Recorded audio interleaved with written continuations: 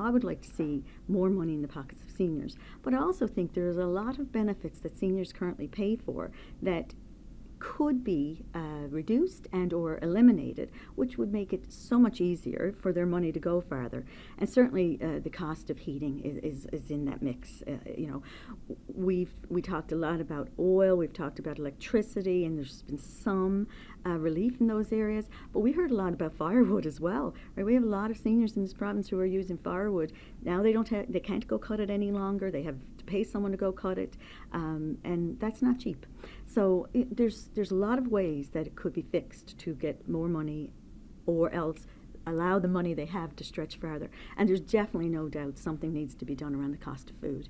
I mean, listening to seniors on the Northern Peninsula, and fresh food is brought in at the beginning, at the end of the month when they get their checks, and no sales on that month at that time. And then 2 weeks later, when they don't have any money left, or very little money, and it's to pay the requirements, now you'll see some sales happen.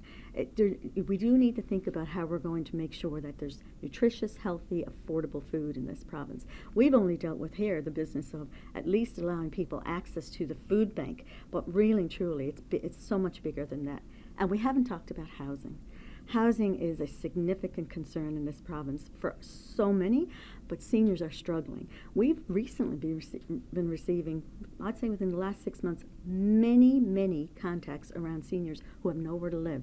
They've paid their taxes, they raised their families, they had a full-time job their entire lives, and now they're evicted and they have nowhere to live. They are homeless. That is a new phenomena that we're only all now seeing, and it definitely needs a significant review, and it's a very big, complex issue. I have actually written the Premier on the matter and asked for an all-party committee related to homelessness and the housing crisis, and we've done that, myself and Doug Pawson, who is with End Homelessness. We did that jointly with numerous community organizations supporting that, with the idea that start with seniors to focus on the housing needs of seniors, but obviously there's so many other groups that need to be considered.